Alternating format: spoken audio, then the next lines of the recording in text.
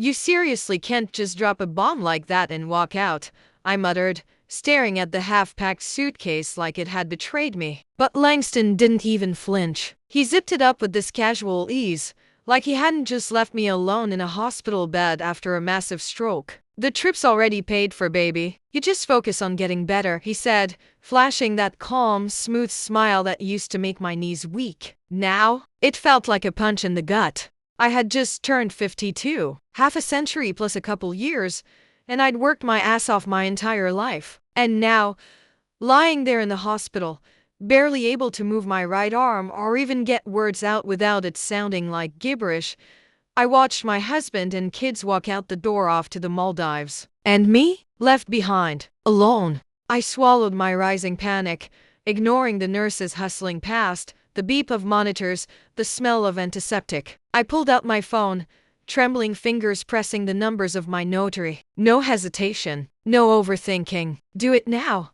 I whispered to myself. If I waited, if I doubted, everything I'd built for my family could be gone or worse, controlled by them. Fast forward a few days, when Langston and the kids came back from their sun-soaked vacation, bronzed and grinning, I had a little surprise waiting. The morning sunlight streamed through the sheer curtains of our Atlanta kitchen, the kind of light that makes everything feel expensive and perfectly staged. And yeah, our home was exactly that: spacious, modern, a little too polished, like it belonged in a magazine. But it wasn't the house that made me tense, it was the people in it. I was in the kitchen, flipping eggs with surgical precision, coffee brewing, and the smell of scrambled eggs mixed with roasted coffee beans hanging in the air. I'm Zinaya Sterling Zaney to anyone who's had the pleasure of knowing me well. At 52, I had silver streaks in my otherwise dark hair, pulled back into a tight, no-nonsense bun. Decades of discipline had made me fit,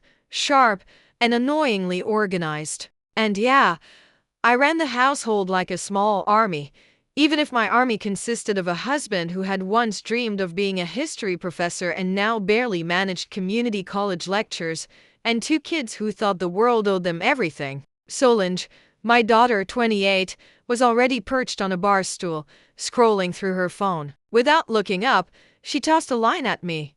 "Mom, can you spot me $1,500 until payday? My agency is lagging on my commission, and I gotta cover my Soulcycle membership." Habit kicked in. I opened my banking app and transferred the money. Habitually, I didn't even ask why she needed it or how she spent the last batch of cash. This was family life. Routine. Tedium. But beneath it, a simmering exhaustion.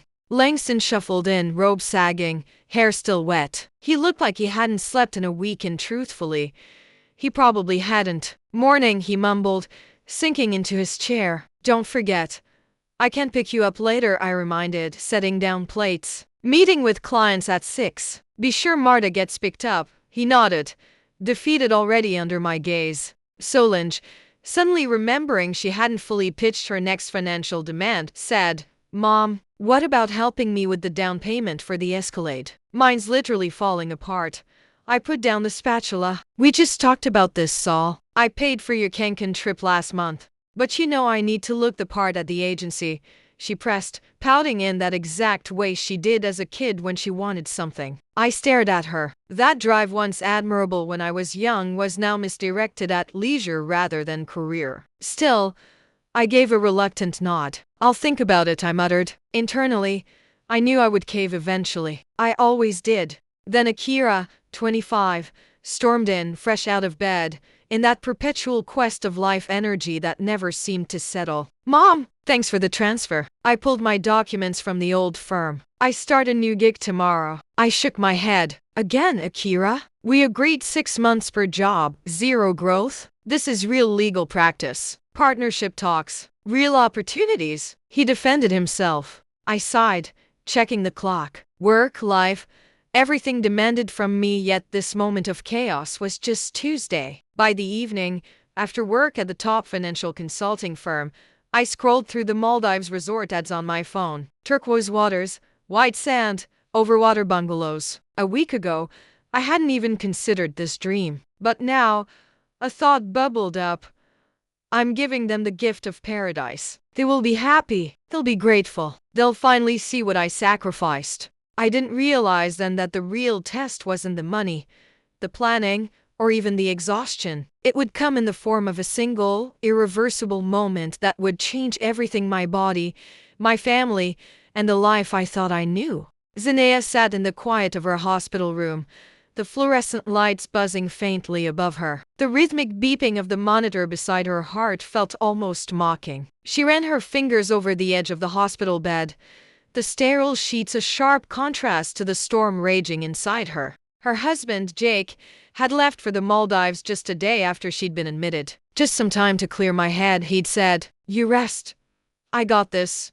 Those words had felt empty even then, like they were missing a pulse of honesty. And now, sitting alone, Zinea's gut screamed at her that something was off. She pulled out her phone and started scrolling through her banking app, trying to distract herself from the dull ache in her arm. That's when she saw an unfamiliar transaction. Her heart thumped in her chest. Loan approved. Not one she remembered signing for. Not one she remembered discussing. The amount was massive, enough to send her stomach twisting into knots. "Jake," she whispered under her breath, her voice trembling. "What the hell did you do?" She dug through emails, receipts, and messages, piecing together the timeline. Sure enough, Jake had applied for the loan 2 weeks before her stroke. Not a word to her. No signature. No conversation, nothing. It was like he had hit go on her life without asking. Her mind flashed to the casual way he had kissed her forehead before leaving. "Don't worry, babe. I got this." Got this? Her pulse raced. She clenched the edge of the bed, nails digging into the fabric. Betrayal didn't even begin to cover it. Every trust she had placed in him felt shattered. And yet, her body ached, weak from the stroke, making her feel small and fragile in a way she hated. Zinea's thoughts weren't clear, yet her head felt foggy, but one thing was certain: she wasn't going to just lie here and let him control everything. Not anymore. The hospital room door creaked, and the nurse peeked in. "Hey, you up for some water?" she asked, smiling. Zinea nodded mutely, but her mind wasn't on water. It was on plans, moves, leverage. She had to think fast, because Jake didn't just want control over money, he wanted control over her. Later that evening, as the hospital quieted down, Zinea called her lawyer friend, Mia. The phone felt heavy in her hand, like it carried all the weight of the betrayal. "Mia," she said, her voice low but firm, "I need your advice. And I need it yesterday." Mia, sharp as ever, didn't hesitate. Slow down. Start from the beginning. What's happened?" Zinea took a deep breath, recounting the loan, Jake's silence, the sense of being trapped even in her own home. By the end, Mia's usual calm voice was edged with concern. "Zinea, listen. You need to protect yourself first. Legally, financially, everything. Don't let him get an inch of control. And don't let anyone know you're onto him yet." Zinea's jaw tightened. She was already picturing it. Rewriting her will, moving accounts, making sure every move Jake thought he could manipulate was now under her control. That night, lying back on the hospital bed, she felt a strange mix of anger and clarity. The betrayal was sharp, but it had sparked something inside her: a need for control, for empowerment, for justice. She thought about the moments she had spent in bed, imagining Jake laughing on a beach while she recovered helpless. And something clicked. She wouldn't just recover, she would come back stronger. And this time, he wouldn't have the upper hand. Over the next few days, Zinea began to quietly take stock of her life. Phone calls to her bank, encrypted emails to her lawyer, and meticulous notes about every account and financial move Jake had access to. Each discovery added fuel to the fire inside her. Every hidden account, every secret loan, every whispered lie, it all became ammunition. It wasn't easy. Her body was still weak. Her arm throbbed. Moving even short distances left her breathless. But her mind was sharp, laser-focused. Jake had underestimated her, and that would be his first mistake. By the end of the week, she had a plan forming. She wouldn't confront him yet. She needed leverage. She needed proof. And most importantly, she needed him thinking he was still in control while she quietly pulled all the strings. Late one night, as the hospital lights dimmed and the corridor outside fell silent, Zinea sat upright in bed, her eyes burning with resolve. stared at the ceiling. "You think I don't see you, Jake," she whispered. "You think I'm helpless. But you're wrong. So wrong." For the first time since the stroke, she felt a spark of power, a spark that would grow into a fire Jake wouldn't see coming. And somewhere in that quiet hospital room, Zanea made a silent promise to herself. He had taken control of her finances, but he would never take control of her life again. The hospital room had grown quiet. Night had draped its dark curtain over the city, the soft hum of machines the only reminder that life went on outside these walls. But Zanea's mind was far from quiet. Every thought, every plan, spun in a precise, dangerous rhythm. Jake thought he was clever. He thought he could make decisions while she was incapacitated. He thought she was too weak, too vulnerable. He was wrong. She had started small, subtle moves that no one, not even Jake, would notice. Phone calls disguised as casual check-ins with her bank. Emails that appeared routine but were actually requests for detailed statements and loan histories. Each piece of information she gathered was another piece of the puzzle, another way to take back what was rightfully hers. By midweek, Zanea had a clear picture of Jake's network of lies. Hidden accounts, credit cards she had no memory of opening, a car loan she hadn't signed. Each discovery sent a shiver down her spine, a mix of fear and exhilaration. She wasn't just uncovering betrayal, she was arming herself. Her lawyer friend, Mia, had given her a single, unshakable rule: don't act without leverage, and Zanea intended to follow it to the letter. Late one night, as she sat up in bed, propping herself with pillows, she made a list. Not on paper, her handwriting was still shaky, but in her mind: accounts to secure loans, to calendar documents, to obtain people to contact. She spoke the list out loud, almost like a mantra, each word sharpening her focus. "You think I'm helpless, Jake? Nah, you're about to see who's really in control." Her body ached, sure, but her mind had never been clearer. Her phone buzzed, a message from Jake. "Miss me yet?" Zanea stared at it, a flicker of fury in her eyes. He had no idea, no clue that every little step he'd taken without her consent was being catalogued, analyzed, and turned against him. She didn't reply. Not yet. That would be too obvious. She needed him to think she was still fragile, still unaware, still under his thumb. Over the next few days, Zanea began rewriting the rules of her own life. She called banks, set up alerts, and most importantly, prepared to rewrite her will. Not with anger, but with precision. Every asset, every account, every decision would be hers to control, not Jake's. Her friends began noticing the shift too. "Zanea, you're different," her friend Clara said during a quiet visit. "You look stronger." "I had to be," Zanea replied, her voice calm but firm. "Some people make choices for us. I'm not letting anyone do that anymore."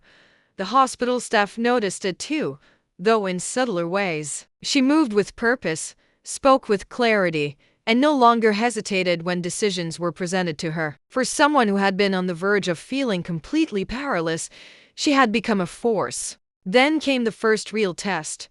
Jake called her directly. Not a text, not a casual "how's my girl?" He wanted to hear her voice. "Hey," he said casually, as if nothing had happened. "Feeling better?" "Yeah," she replied, steady. "Better than you think." There was a pause on the line. "You sound different." "Maybe I am," Zanea said, letting the words hang like a knife. "Or maybe I just see things clearly now." Jake laughed nervously. See what?" "That you think you're in control," she said softly, almost sweetly. "And you're not." "Not anymore."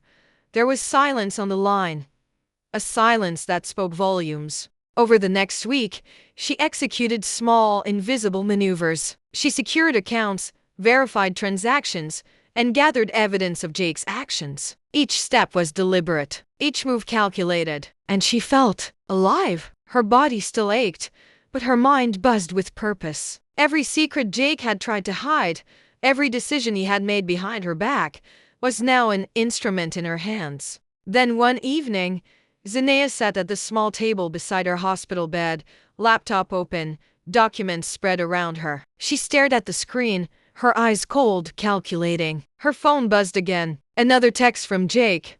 "Can we talk? I miss you." Zanea's fingers hovered over the keyboard. She didn't need to reply. She didn't need to explain. She only needed to wait, watch, and plan. Because she wasn't just recovering from a stroke, she was recovering control of her life. And when the time came, Jake would wish he had never left her in the hospital that day. By the end of the week, she had the first draft of her new will ready. Carefully worded, legally airtight. Every decision, every asset, every little secret of hers was now protected. She even left a clause that if Jake tried to manipulate or coerce her, the consequences would hit him hard. Zinea leaned back in her bed, exhausted but triumphant. Her body was weak, but her mind was sharp, razor-focused. For the first time since her stroke, she didn't feel like a victim. She felt like a strategist, a player in a game where the rules were hers to write. And she knew the first move of that game was coming soon. Jake didn't know it yet, but he would. And when he did, he wouldn't know what hit him. The days bled into one another, each one a careful dance of strategy and observation. Zinea had learned quickly that it wasn't just Jake she had to watch, it was everyone who played into his little schemes. Friends who'd turned a blind eye, colleagues who'd taken bribes, even her own family members who'd been coaxed into siding with him. She moved cautiously, like a cat in the dark, listening, noting, remembering. Every smile, every offhand comment, every hurried glance was a potential clue. Her first target wasn't Jake, it was his right-hand woman, Leela. Leela had always been the one to handle the dirty work, the transfers, the calls, the quiet manipulations. Zinea knew she had to turn Leela's loyalty, or at least her conscience, against Jake. A casual coffee meetup was all it took. Zinea smiled, warm and disarming, letting the conversation flow naturally. "You know," Zinea said, stirring her latte, "it's funny how some people think they can run other people's lives for them. But it doesn't always go the way they expect, does it?" Leela frowned. "What are you talking about?" Zinea shrugged, innocent. "Oh, just noticing patterns. How people assume others won't see what's happening right under their nose." There was a pause, then a nervous laugh. "Patterns. Yeah, sure." Zinea let it hang, letting Leela squirm just slightly. She didn't need a confession. Not yet. She just needed to plant a seed, a little doubt in Leela's mind. And it worked. Leela left the cafe with her usual confident stride slightly shaken, glancing over her shoulder as though expecting a trap. Next, Zinea turned her attention to Jake's financial empire. She couldn't just confront him outright yet. She needed proof. Documents, emails, bank statements, records of transactions that weren't authorized. Late nights became her ally. The hospital room, once a place of helplessness, had transformed into her command center. Every time the nurses asked if she was tired, she smiled and shook her head. Nope, just planning for the future. And that future included exposing everything Jake had done. One night, her phone buzzed again. Jake, calling, bold, or maybe just desperate. "Hey," he said. "You feeling okay? You sound different, better," Zinea said, her tone calm, measured, strong enough to see things clearly. There was a long pause. I didn't think you'd see through everything," Zinea interrupted softly. "Yeah, I did." Jake's laugh this time sounded forced. "Come on. It's not that bad."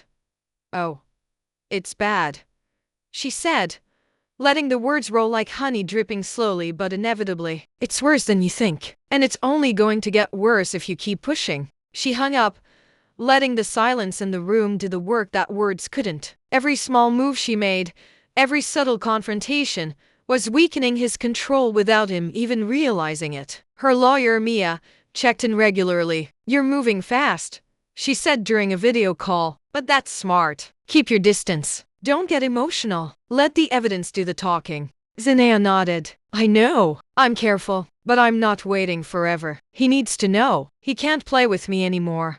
Then came the breakthrough. A statement from the bank finally showing the loan Jake had pushed through without her knowledge. Every line, every clause, every signature forged or manipulated, it was all there, screaming proof of his deception. Zinea leaned back in her hospital bed, letting the papers sit before her. She could almost hear Jake's smug voice in her head, thinking he had outsmarted her. She smiled, cold and precise. The next few days were a flurry of quiet actions. Calls to lawyers, emails to auditors, carefully worded messages to friends and family. No alarms raised, just silent, unstoppable momentum. Jake started noticing, though, subtle things: his calls unanswered, his texts left on read, a faint shift in the way people around him behaved. Zinaya didn't need to speak. Actions were louder than words, and every move she made was speaking volumes. By midweek, Leela had begun to crack. The seed Zinaya planted was growing, twisting her loyalty and guilt. She started dropping hints to Zinaya: just be careful. He's unpredictable. Zinaya nodded, friendly but unreadable. I know. That's why I'm careful. I don't underestimate people anymore. Every day, the tension ratcheted higher. Zinaya's hospital room, once a cage, was now a war room, and she was the general orchestrating every move. She had proof, allies however reluctant, and most importantly, she had control. She knew the first real confrontation with Jake would come soon. She could feel it in the air, the way his confidence was slipping, the way he was reaching, desperate for control that no longer existed. And when it came, she would be ready, because this wasn't about revenge, it was about justice. It was about reclaiming her life from a man who thought she was powerless. And Zinaya, she was anything but powerless now. The day started like any other, the sun slipping through the blinds in sharp streaks. But Zinaya knew something had shifted. The air felt heavier, charged. She could sense Jake circling, trying to find a crack, a weakness to exploit. Her phone buzzed, a message from an unknown number. We need to talk. Now. It was him. Jake. Bold, arrogant. Assuming she'd come running. She stared at the message, then typed a reply. Fine. Coffee shop. 10 a.m.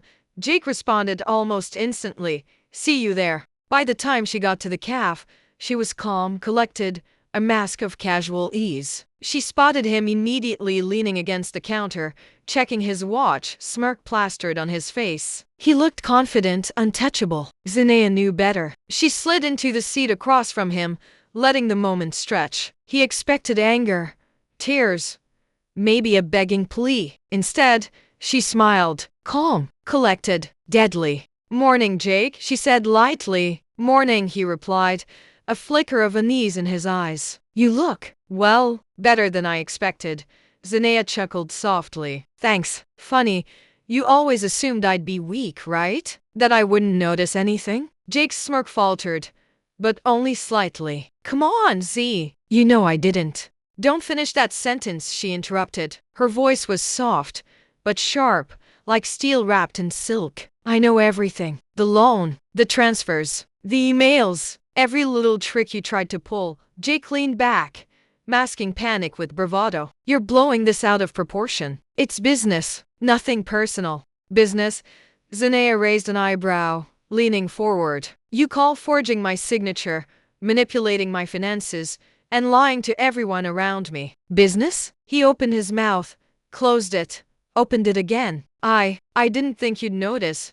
Zinaya shook her head slowly. That's the thing, Jake. You always underestimate people. You think because someone smiles, nods, or stays quiet, they're weak. But you missed something. Yeah, he said, voice tight. What's that? I notice. The words hung between them like a guillotine blade. Slow, inevitable. Jake tried to laugh, a weak attempt to regain control. Look, I can fix this. We can. Talk it out. Work something. Talk it out. Zinaya's voice was soft but deadly. You tried talking it out when you cheated, when you lied, when you pushed me to the edge. Now, it's too late for talking. He swallowed, his jaw tight. So, what? You're just I'm gonna do what's right, she said simply, not for revenge, for justice, and for me. Jake's eyes darted around, suddenly aware of the weight of the calf, the casual observers who might not notice a thing but whose presence made him small. For the first time, he looked cornered. You have proof. His voice cracked slightly. Zinaya smirked. Oh, I have proof. Enough to make sure you don't get away with this. And if you think I'm bluffing, she tapped the stack of papers tucked into her bag. Everything you've done is documented. Every fake signature, every manipulated account. And thanks to some people who used to work for you, some people who have a conscience, I've got more than I need. Jake paled, but he tried to cover it. You don't know what you're saying. People will believe me. I have you have nothing, Zanea said, leaning in slightly. Because everyone who matters knows the truth now. Your allies? Half of them are already questioning you. Leela is scared. Even your so-called loyal friends aren't blind anymore. You built a house of cards, Jake, and it's falling. He slammed his hand on the table, finally losing his cool. You think you can just walk in here and ruin me? You think you can destroy everything I built? Zanea's eyes were calm, deadly. I didn't build this to ruin you. I built it to survive you. You already destroyed your own life by underestimating me. And don't even try to act like you didn't know this would happen eventually. You knew I'd notice sooner or later. You just hoped I wouldn't care. Jake's face twisted with rage, desperation creeping in. You're crazy. Maybe, she said, smiling faintly. Or maybe, I'm just awake and ready. The cafe door opened behind him, a subtle shift in the air that Jake felt before he registered it. He turned, but it was just a barista delivering a coffee. A simple reminder that the world outside of his little schemes was still moving and that he no longer controlled it. You've got one chance, Jake, Zanea continued. One chance to make this right. One chance to come clean before things get messy. Because I won't stop. Not for you. Not for anyone. And trust me, I don't forget. Jake's smirk was gone now. His confidence shattered. For the first time, he realized he was no longer the predator. He was the prey. Zanea stood, collected her bag, and gave him one last calm glance. Think about it. I'm patient. But patience has its limits. She walked out, leaving Jake sitting there, trapped in his own arrogance, staring at the empty space where his control used to be. Outside, Zanea breathed in the crisp morning air, letting the sunlight wash over her. She had won the first battle. The real war, the complete unraveling of Jake's empire, was still ahead. But for the first time, she felt the sweet, quiet satisfaction of power return to her hands. And she wasn't stopping. Zanea knew the key wasn't just confronting Jake, it was dismantling his support system. Alone, he could fight back. But surrounded by those who no longer trusted him, that was where he'd crack. Her first move was Leela. She had been one of Jake's closest confidants, blind to his manipulations until recently. Zanea found her at a small boutique downtown, thumbing through racks like nothing had changed. But Zanea could see the worry in her eyes. Hey, Leela. Zanea started casually, as if this was just a friendly chat. Leela looked up, startled. Zanea, I know, no. Don't freak out, Zanea said with a soft laugh. I just wanted to talk about Jake. Leela stiffened. What about him? Everything, Zanea said, leaning on the counter. I know what he's been doing. And honestly, I think you should know too. Leela's face went pale. I don't understand. What do you mean? Zanea pulled out her phone and slid a photo across the counter, an email screenshot, time-stamped, showing one of Jake's schemes. Leela's hands trembled as she read it, her eyes widening. I had no idea. Leela whispered. I mean, I knew he was shady sometimes, but this is insane. Zanea smiled faintly. Yeah, and you know what? You're not alone in noticing it. People are starting to wake up, Leela. You can either stay on the side that's already sinking, or you can make the right choice before it's too late. Leela swallowed, nodding slowly. You're right. I want out. I don't want to be part of this anymore. Good, Zanea said, her tone calm but firm. Because your honesty matters. Your voice matters. And trust me, Jake will notice if you start questioning him. By the end of that conversation, Leela had switched sides. She would help Zanea expose Jake, but discreetly. And Leela wasn't the only one who needed convincing. Next, Zanea turned her attention to Marco, Jake's so-called right-hand man. He was loyal to a fault, but even the most loyal soldiers have doubts when the war seems unwinnable. She found him at a private gym downtown, lifting weights with all the aggression of someone trying to prove themselves. She waited until he took a break, wiping sweat from his brow. Marco, she called. He looked startled, dropping the dumbbell with a thud. Zanea, what the hell are you doing here? Talk, she said simply. Just you and me. Marco's eyes narrowed. You've got some nerve showing up here after everything. Yeah, maybe, she admitted, but I've got a bigger nerve than you think. And right now, I need to know where your loyalty really lies. With him? Or with the truth? Marco laughed nervously. You're serious? Dead serious? Zanea said. She pulled out a folder and set it on the bench beside him. Everything he's done, Marco. Every shady deal. Every lie. I've got it all. You can stay blind. Or you can open your eyes before it's too late. Marco glanced at the folder, then back at her. His jaw tightened. You're playing a dangerous game, Zanea. I know, she said softly. But I play it better than he ever did. For the next hour, she methodically went through the evidence, pointing out the small betrayals, the manipulations, and the lies that even Marco hadn't noticed. By the end, he was quiet, shaken, a man reconsidering everything he thought he knew. I don't know what to say, he muttered. Say you'll help, Zanea said. Say you'll make it right. You've got a chance to be on the right side before it all collapses. Don't waste it. Marco hesitated, then nodded. Okay, I'm in. With Leela and Marco on her side, Zanea had begun to unravel Jake's web of control. Allies would slip away, secrets would surface, and Jakey would be exposed. Meanwhile, Jake didn't know the walls were closing in. He spent the day pacing, trying to call Leela and Marco, but both ignored his frantic texts and phone calls. Panic was finally setting in, subtle at first, then spreading like wildfire. By evening, he was alone in his luxury apartment, surrounded by empty glasses and half-packed suitcases. He scrolled through his phone, reading the emails, texts, and screenshots Zanea had leaked. Every unread message felt like a hammer pounding at his confidence. And then came the final text. Tick-tock, Jake. The clock's running out. Make your move before it's too late.